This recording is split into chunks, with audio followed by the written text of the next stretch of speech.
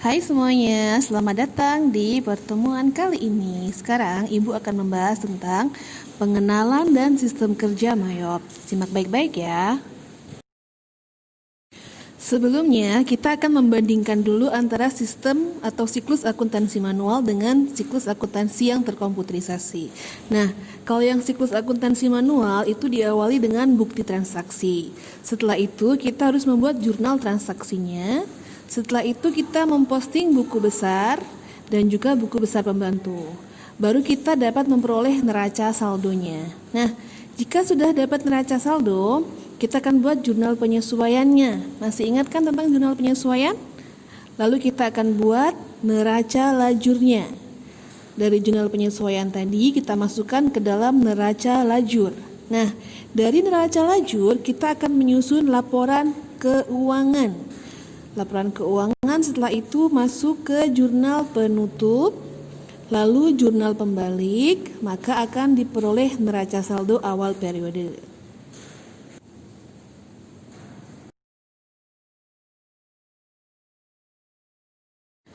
Sedangkan di slide ini kita akan belajar tentang sistem kerja Mayop.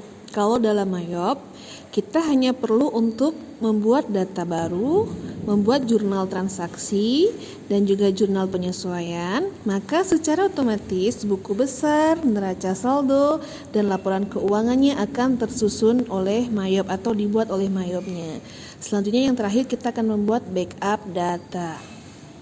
Nah, bisa kita lihat lagi ya, kalau sistem kerja Mayop itu prosedurnya diawali dengan pembuatan data baru. Data-data baru tersebut berisi tentang informasi perusahaan dan periode akuntansi serta informasi yang lainnya. Setelah itu, kita perlu melakukan input data, yaitu membuat jurnal atau memasukkan transaksi berdasarkan bukti transaksi. Selanjutnya, jika terdapat data penyesuaian, maka kita juga perlu untuk menginput bukti penyesuaian tersebut.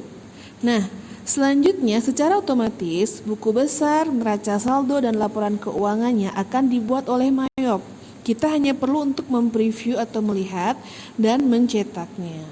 Selanjutnya, untuk menjaga keamanan data, maka kita perlu untuk membuat backup data agar kita memiliki data cadangan. Jadi kalau misalkan suatu saat terjadi hal-hal yang tidak diinginkan, kita sudah membuat atau kita sudah mempunyai data cadangannya yang sewaktu-waktu bisa kita restore atau bisa kita buka kembali.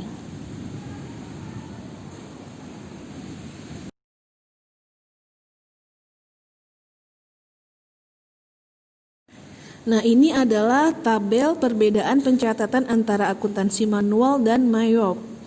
Kalau ada transaksi penerimaan kas, secara manualnya kita akan merecord dari jurnal penerimaan kas.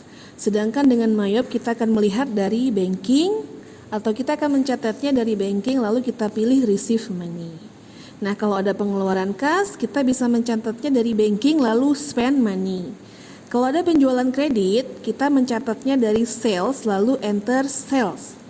Jika ada pembelian kredit, kita akan mencatatnya dari purchase lalu enter purchase. Jika ada transaksi beban-beban non-kas, maka kita akan membuatnya dari account lalu record journal entry.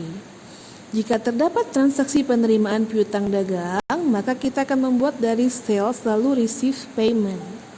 Jika ada transaksi pembayaran utang dagang, maka kita akan mencatatnya dari purchase lalu pay bills. Kalau ada pembelian tunai, kita akan mencatatnya dari purchase, enter purchase, lalu kita mengisi kolom pay today. Kalau ada penjualan tunai, kita mencatatnya dari sales, lalu enter sales, kita isi juga pay today-nya.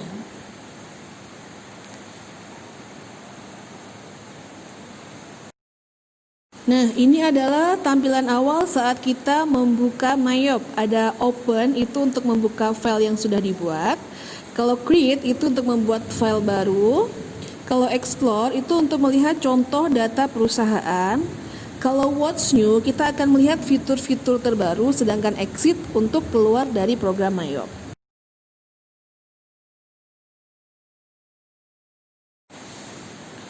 Langkah-langkah membuat file data baru untuk perusahaan jasa, yang pertama adalah kita buat dulu data perusahaannya.